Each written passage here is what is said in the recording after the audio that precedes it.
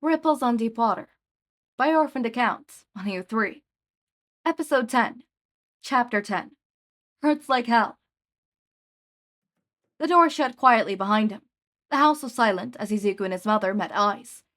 One worried and one relaxed, but defiant. You're hurt.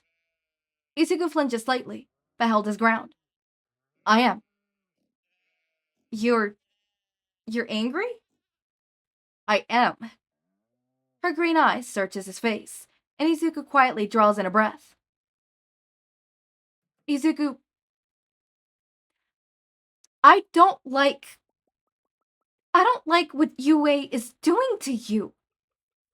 Mom, what? You're always so angry, and you're always getting hurt, and you're never at home. Mom, I'm taking you out of Yue, Izuku. It is for the best. You were never this angry before. Rage, white, hit, and turned his vision red, overturned his exhaustion. Izuku's bag hit the ground with a thud, which he ignored, not caring about how his mother's gasp at the blanketed discard for the floor getting scratched or something. He didn't care. This was no time to act meek or apologetic. No. Izuku, you don't get a choice. Yes, I do. He slid the beanie off his head and took off the band, ruffling it back and green curls until they suited him. The Mei vision was still hidden under his scarf, which he adjusted to be a bit more comfortable. He was going to be himself right now. Consequences be damned. This was his life. He was going to have a say in it. And you're going to sit and listen to me. His mother gasped before sitting, seemingly on autopilot. Izuku rolled his shoulders before crossing his arms. Let's play a game of truth or false. I've been angry for a long, long time, and you've been pinning it on Yue because you don't want me to have my own thoughts or feelings besides being content with the hamster cage you're trying to fit me in. True or false? You keep claiming what I do is dangerous, which is valid, and try to protect me from it by forcing me away from the things I enjoy doing. True or false? Izu, you treat me like a fragile guinea pig instead of a human being that can make my own decisions. True or false? Izuku! He couldn't be stopped, though.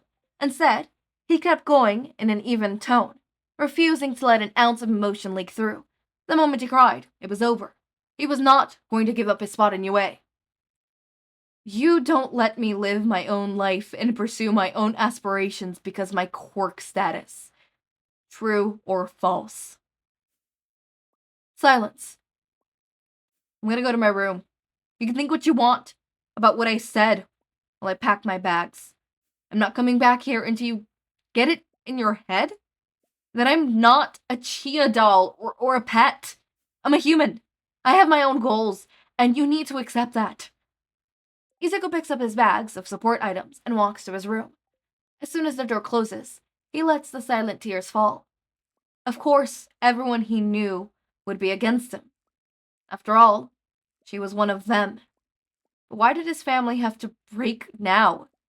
Of all time. In his desk drawer was a picture of him, age 3. His mother and father stood on either side of him. His father, Hisashi, smiled at the camera. Izuku might have been young, but he remembered discovering the affair. He remembered the ugly divorce. He remembered the venom his parents spat at each other as they parted. Maybe his family was always broken. Maybe that's just how things always had been. Tears continued to flow as he walked around the room, picking up some things. Most of his support shit, basically all the things that weren't in his bag, was at Mei-Mei's. He didn't have many clothes. Mostly just junk clothes he either kept in his locker at UA or at Mei-Mei's. Really, he was over there enough to build up his own supply of living supplies. Even his toothbrush was there. Really, all that he had to grab was his old hero journals and his art supplies. It was okay, though. His mom would come around. He would survive. Just like he always had. When Hitoshi saw the kid on the train, he didn't think much about it. Then he saw the soot-stained UA uniform, and he did. Then saw the scarf, and remembered. Oh yeah, this was the quiet 1F kid that was friends with the pink, excitable one. Midoriya, right? The support student jolted, his eyes cutting over to Hitoshi. After a beat, he relaxed. Oh, yeah. You're Shinsou? Hitoshi nodded, feeling more than a little awkward. He had no idea how to talk to people. Your classmate, the one with the big chin, he said you wanted to transfer into the heroics course? Yeah. That's cool. The tired boy nodded, his exhausted eyes sliding down to the bags in his hand. So do I. I thought support students didn't want to be heroes. The words were out of Hitoshi's mouth before he could bite them back, and he immediately felt the tip of his ears heat up. Normally, no, he mumbled, foot scuffing the floor of the train. I'm quirkless, so I wouldn't pass the exam, and I needed to build my own support items, so I'm gonna be the first support student to win the Forts Festival. He said that with so much force behind it that Hitoshi couldn't help but agree. Good luck. I'll be giving it my all, too. Midoriya looked at him, with a surprised expression, which confused Hitoshi, until it melted into a tiny smile. Suddenly, Midoriya wasn't just some exhausted, homeless-looking student. His messy black hair framed his pale face, freckles like stars, green eyes, still tired, but now with a sort of emotion behind them that Hitoshi never saw directed at him. Thanks, Shinsou-kun. Good luck on transferring. The train stopped, and Midoriya got off with his lantern bags, shoulders forward and defensive as she shoved through the crowd. Hitoshi blinked stupidly, mentally cursing out his gay disaster heart as he wondered why Midoriya Izuku would be grateful to him. Oh god, I just knew that the way he was describing him in his head was so fucking gay. There was no way it wasn't gay. Summary, Izuku and Hitoshi are friends, even if they don't know it yet. Shouta refuses to admit that he actually likes the trio of problem children trio. Ooh, Chapter 11. Ooh, I burped, my bad. Chapter 11, High Hopes. I have high hopes for this chapter. I do very much. I am so excited. I don't think you understand how excited I am to do this one. I'm so excited. We got Hitoshi. I love it. I don't sound excited, but I promise I am. I'm just a little tired, and have I mentioned I'm a tad tired? I'm tired, guys. Okay? I'm sleepy. I'm EP sleepy! EP sleepy! And I'm gonna go to sleep. This is the last video I have to record for today, and I'm EP sleepy, and I'm gonna go sleep now. And hope I sleep, because I'm sleepy, but like, if I don't go to sleep, the bottle's calling to me. Anyways, I'm joking, guys. This was a really... No! Shut the fuck up. I'm not sleepy. Psychology Corner. This was a really interesting chapter, specifically with Inko Midoriya, specifically. Let's go back, and I want to touch upon what the author wanted to say. A note about Inko. I'm writing Ripples on Deep Water as I genuinely think Boku no Hero Academia would play out if Izuku was quirkless, with the additions of memes. Inko was a good person, please understand that, but she isn't a good mother. And yes, you can be both at the same time. Yeah, you can. You can be a good person while being a really bad parent. My mother is an extreme helicopter parent, and I always saw Inko to be very similar to her. After all, she wanted to pull Izuku out of UA, and didn't even talk to him about it before announcing it. And while her concerns are valid, that is a decision that massively affects Canon Izuku's life, and she didn't even speak to him about it at all.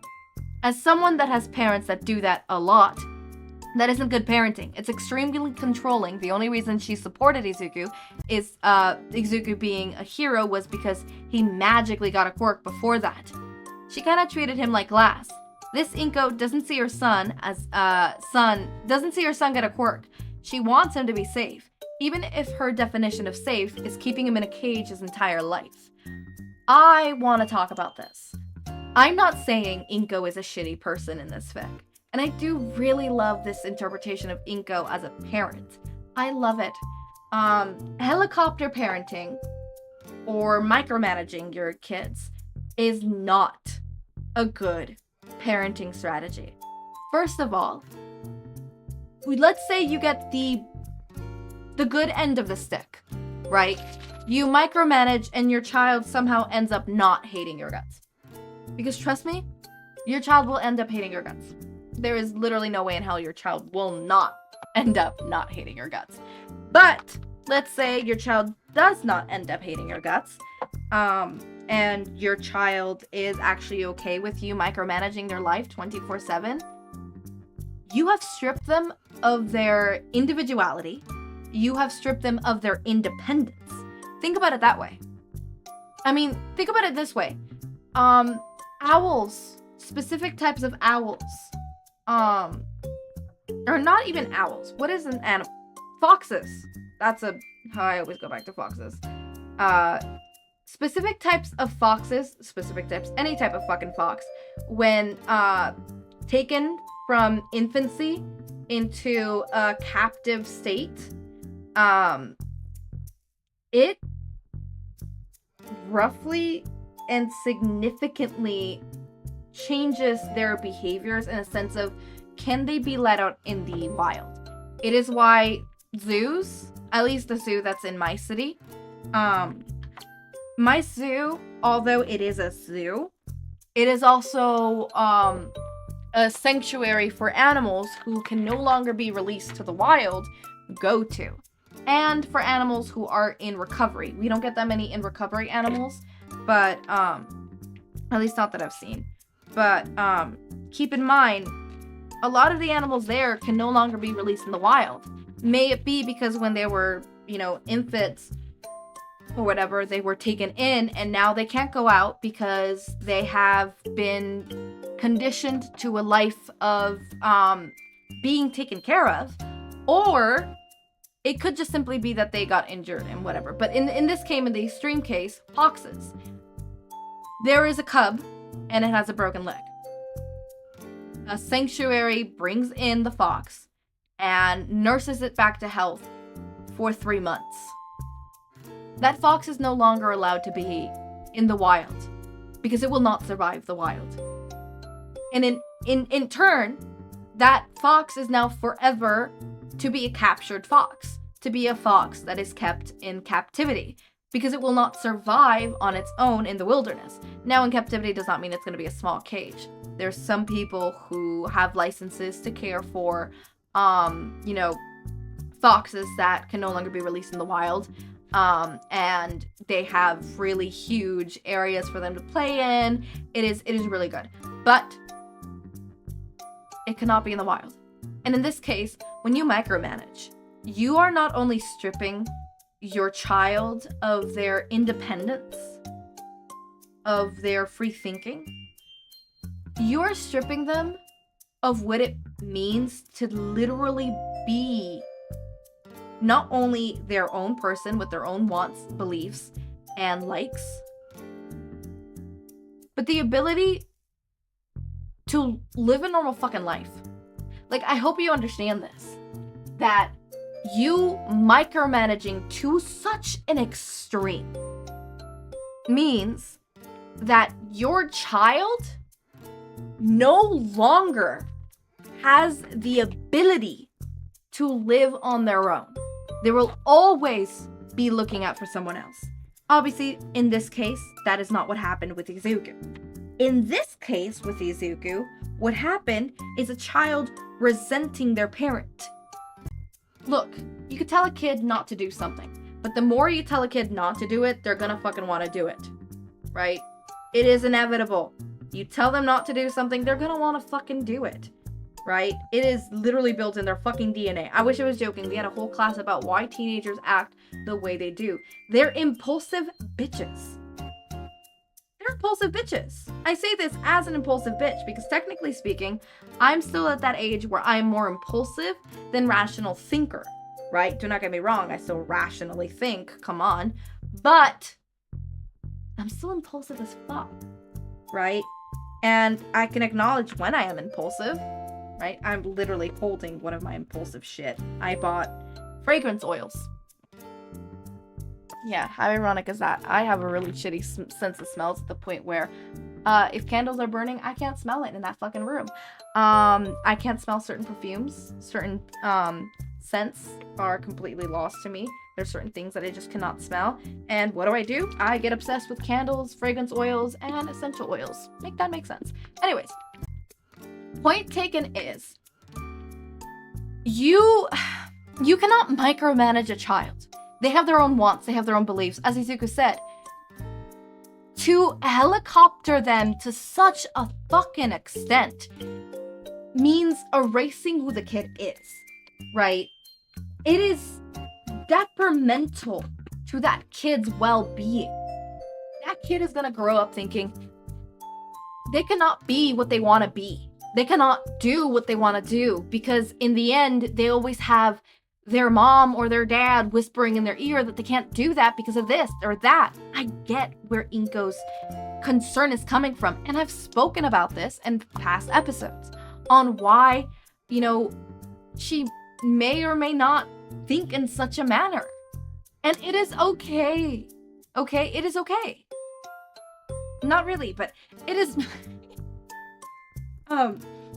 it is understandable why she behaves the way she behaves, right?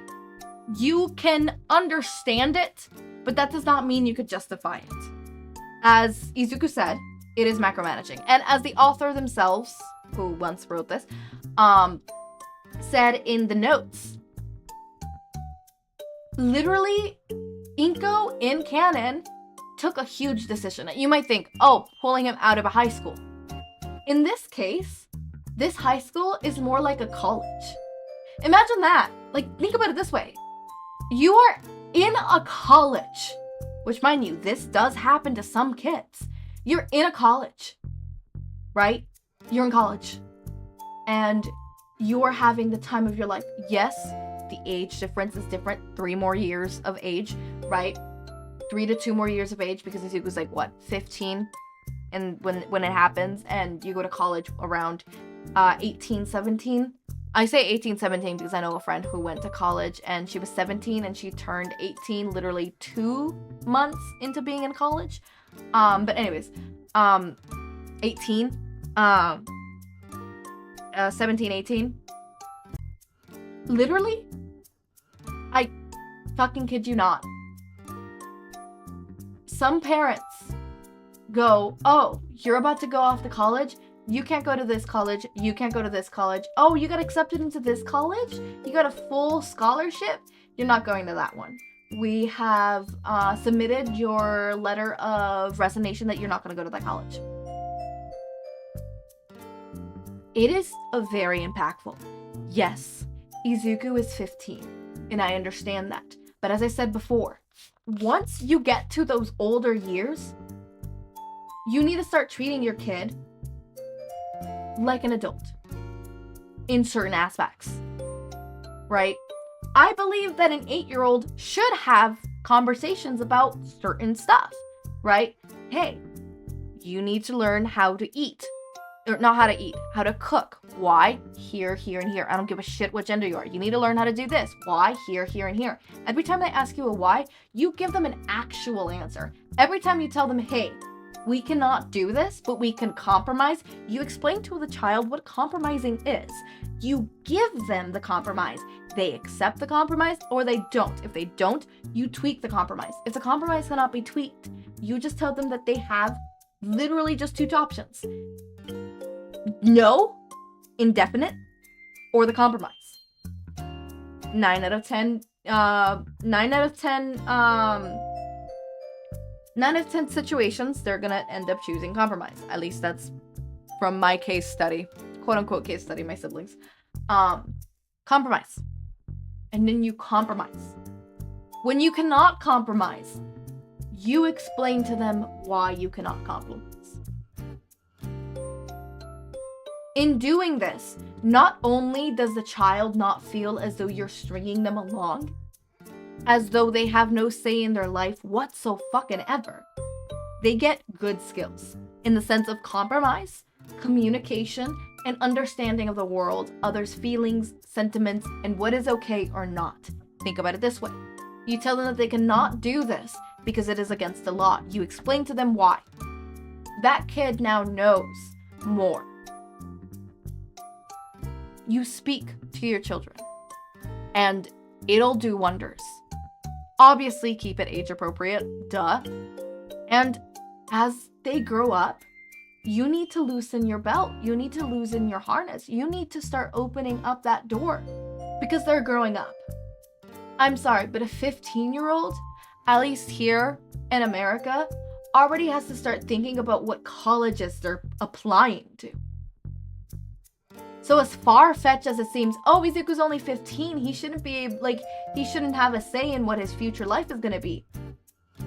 Here, as early as 14, you start thinking about what colleges you're gonna go to, what classes you're gonna take in high school to get, what extracurriculars you're gonna also have to get you a higher chance at getting into said college.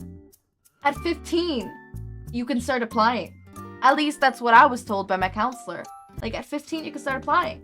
Most start applying at 16. Most start applying their second to last year, which you think, oh, they're 18-year-olds. No, they're 16, 17-year-olds. 16, 17-year-olds. Most of them are 16, though. 16, 17. Applying. You know, and sometimes 15, 14-year-olds that are applying. And if I'm going to be honest, actually the youngest age is 13 because you could get into high school at 13. But mostly it's 14, 15. All right, 14, 15. They're applying 15, 14. 15, 14. 15, 16. 17, 18. 15, 16. No, yeah. Now that I think about it. Some kids are 15 and applying to fucking colleges, which, mind you, literally impacts their life, their future career. And in this case, it literally does. So those who may say, oh, well, Izuku's 15, he shouldn't have a say in this, or he's too young to decide or to do such a big decision. First of all, 15 is not too young to at least have a conversation. Yes, do I think that there should be some boundaries? They should not be able to just get out of high school and, you know, join the circus. But having conversations. They're 15. You can have a conversation. You can have a freaking conversation with them and talk to them about why this, why that, why that's not okay. At that point, I think starting towards 11, 12, 13, you start, you know, treating them a little bit with more maturity, giving them more room to explore themselves with their hair, the way they dress, whatever it is, extracurriculars that they want to do. If you do not think that it's good, like, let them. I think even 8-year-olds, if an 8-year-old wants to take soccer, let them take soccer if you're financially able to, or time management wise able to. Otherwise, if it is external reasons why you can't take them to a class like that or an extracurricular like that, and it's not just because you don't want them to have that class, that is indifferent. That is different. But I'm sorry, like 13, 14, 15, 16, 17, you should start having, like, you know, not even 6, just 15, 14, 13. You should start treating them like young adults. You should start treating them like young adults to a certain extent. You should start having conversations to them about it. Telling them what life is to come. Telling them and having more actual conversations, right? By this time, if you've been talking to them as a kid with compromising and stuff like that and explaining why yes, why no, and explaining to them why, even if they do not 100% understand it, trust me, they will appreciate it. Because as a kid, it is already jarring enough that they have 0 to no control. I'll say this as a 15-year-old. I know in middle school and late elementary school, I was going through a really depressive state where I felt as though nothing mattered. And that's actually where my ED comes from. around that age is when my ED started developing. And nothing against my mom. I love her. Same with my dad and my stepdad. They are doing a wonderful job. I just happen to be the first pancake, and the first pancake always ends up a little bit wonky. But also, I hid it really well. It's literally not on them.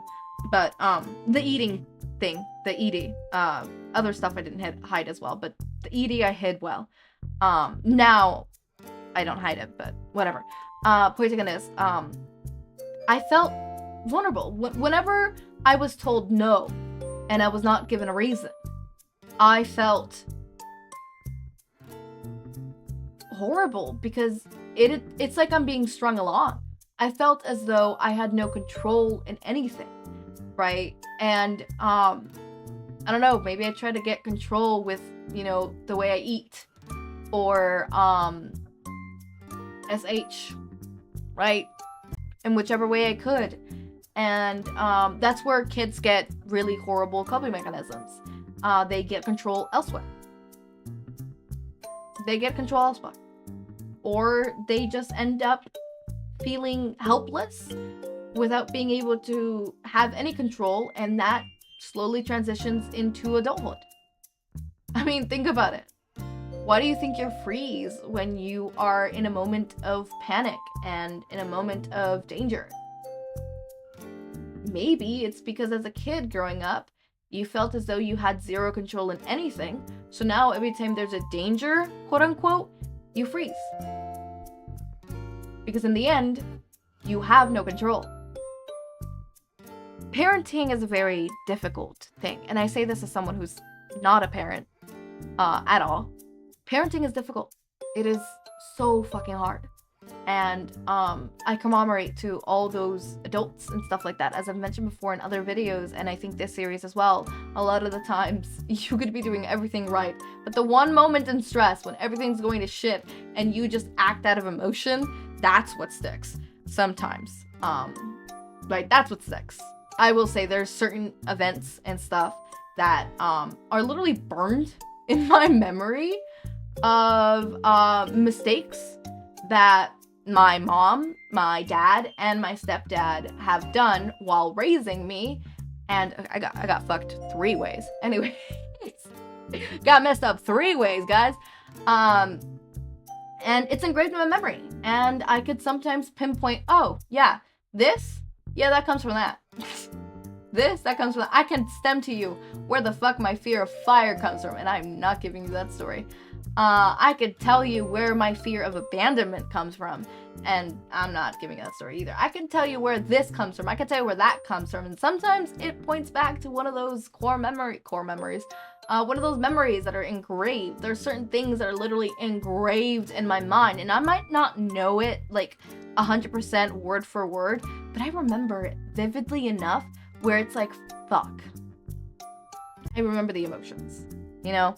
So, in turn, when it comes to Inko as a parent, as the author said, you can be a good person and be a horrible parent. You could be a good person and be a horrible parent, right? And you might think, oh, that makes no sense, right? If you're a good person, you should also be a good parent. No, because good parenting isn't always about being a good person. Yes, you need to be a good person to be a good parent, right? But just because you're a good person does not automatically make you a good parent, right? Yes, like, think about it this way. Yes, you need to know how to drive. Like, all race car drivers know how to drive. But just because you could drive does not mean you have the credentials or the ability or skills to be a race car driver. You get what I mean? There's other stuff built upon it. To be a good parent, you need to have patience. You need to have knowledge. You need to have patience. Have I mentioned patience? There's patience. Obviously, there's different parenting methods. There's thousands. There's a different one from the ones that I've been speaking, right? The method that I've been speaking, partially, some people would call it a gentle parenting method, right? Talking to the kid, telling them why it's a no, right? Obviously, you have to put your foot down. You cannot just let the kid rule you around. No is no. If you say no, you stick to it. You tell the child why no, and you stick to the no. Because if you swumble with the no, boundaries are going to be obscured. and lines that were drawn can now be crossed. And you cannot teach your child that boundaries can be crossed. That is not okay. You need to tell them, like, you need to keep it that boundaries are not just for, you know, futures and, you know, sexual implications, but like also for the simple fact that if they learn from a young age that boundaries are not to be crossed, once you draw a line, you cannot cross that line, and it is not okay to cross that line, they're less vulnerable to being manipulated and ending up in really toxic relationships, really toxic friendships, abusive relationships or friendships. You know, a bunch of stuff that could negatively impact your child, whether it's, you know, they have this once they're teens or upper or whatever age that they, you know, have it. I don't know. But they learn that a boundary is a boundary and you don't cross a boundary no matter what. You might think, what the fuck? Me telling the kid no and sticking to that no is not going to teach them that. It is. It is slowly going to teach them that. Trust me. You, I, everyone around us have traits in us and behaviors that stem from when we were as young as little kids, like month-year-olds, year-olds, right? Our developmental years, which is from when we're born all the way till, I would say, 25, because that's when the brain fully develops. But developmental years, specifically our most developmental years, is like teens and down. That's like the most. That's like, but 25 to when we were born all the way to 25 are our like developmental years. We develop a lot of our personality, especially crucially born, toddlers, little kids, teens, right? Adulthood is another jumbo, and that is more exploring who you are, what you want to do, where your place in the world is, or not just who you are, but like your place in the world, right? Your place in the world, right? Teens and low, who am I? You're like 19, 18, 19, 18, a little bit of 16, and 20s is not a who am I, is who do I want to be? I know who I am. Is this really me? How do I explore this? Am I changing? You know, stuff like that, right? You already have that base ground, right, of your base personality, your base person, and you're just building on top of it to get, like think about it this way. Baking a cake. The bread part of the cake's already done. You're putting icing on top. How do you want to look? How do you want to be perceived? How do you want to... That is the icing on top. What do you want to be? Stuff like that. But it's kind of really hard when you're like 20 and you're like, I know I'm a vanilla cake, but I want to be red velvet. Then I can be wrong. You can do that.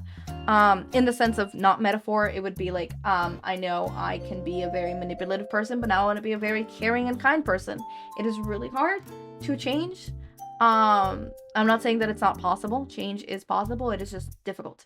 There's different parenting methods, and Inko's is not the way to go. Do not take parenting advice from Inko. She sucks in this fic.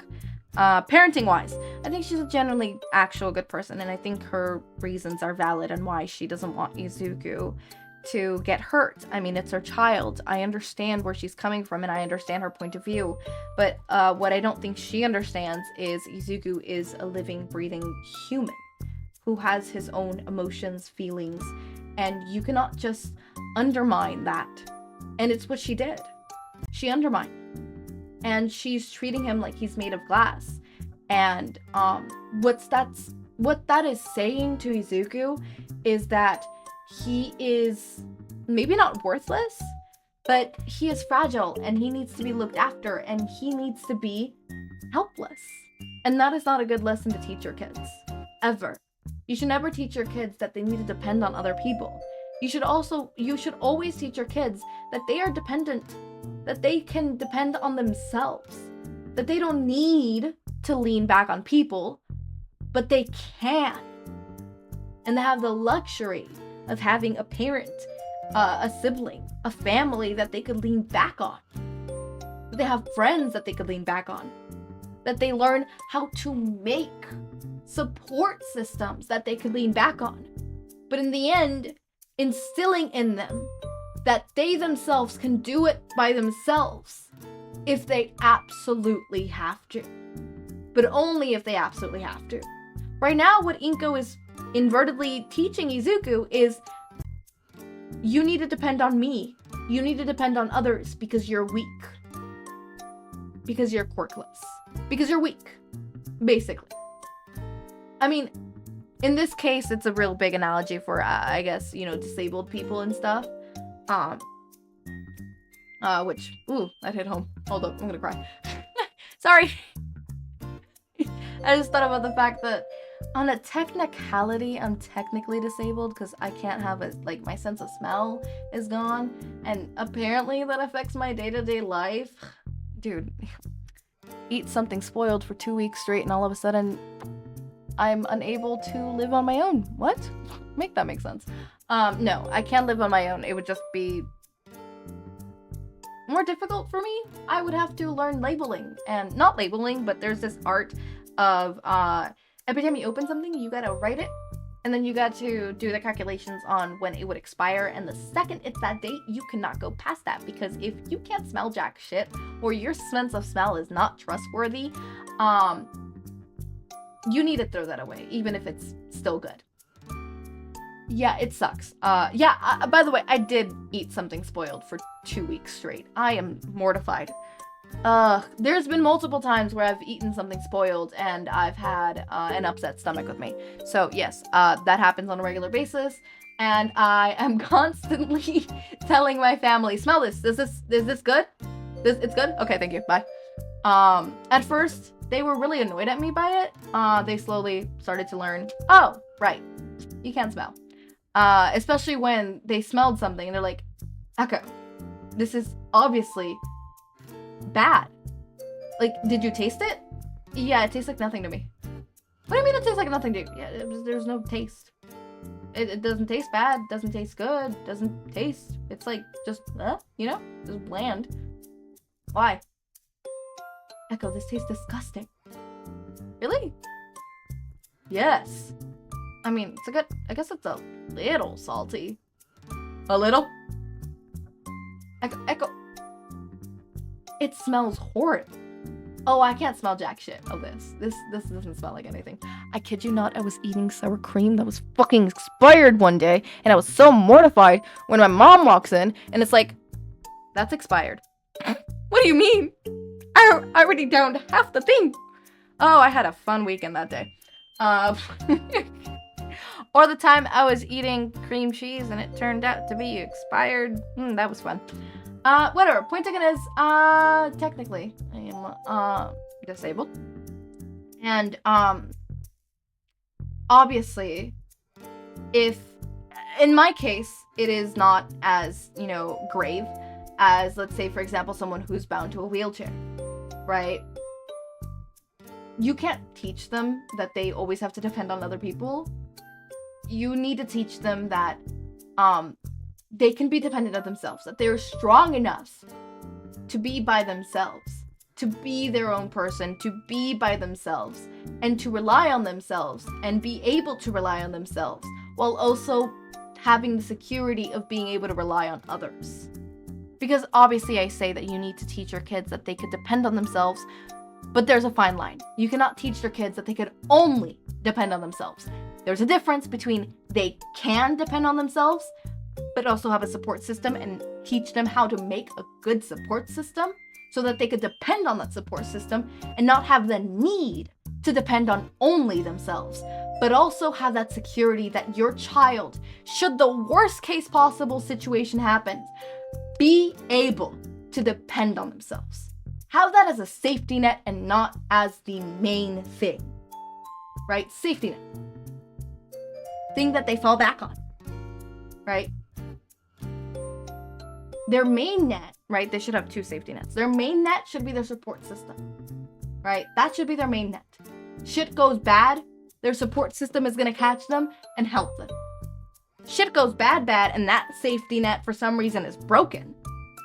They can depend on themselves. But there's a difference between they can and they can only. And that is very important. And it's very tricky, and this is why I'm never gonna be, like, a parent of, like, a little kid all the way to big, because you are raising a child, and their whole life depends on what you do when they're little, up to when they're a teenager, up to when they finally leave the nest, and your fuck-up will screw another human being's life. And that's too much responsibility for me, personally, and too much. I already have anxiety, as it is, on regular basic stuff, like, is this thing spoiled? I swear to fucking God, if I eat one more spoiled thing, I'm gonna go insane. I don't think you understand. It's not even, you don't think it's that bad, and then, you know, you almost feed your siblings something that's spoiled, and you're sobbing in your room because you feel horrid because you can't do something as simple as tell if something is bad.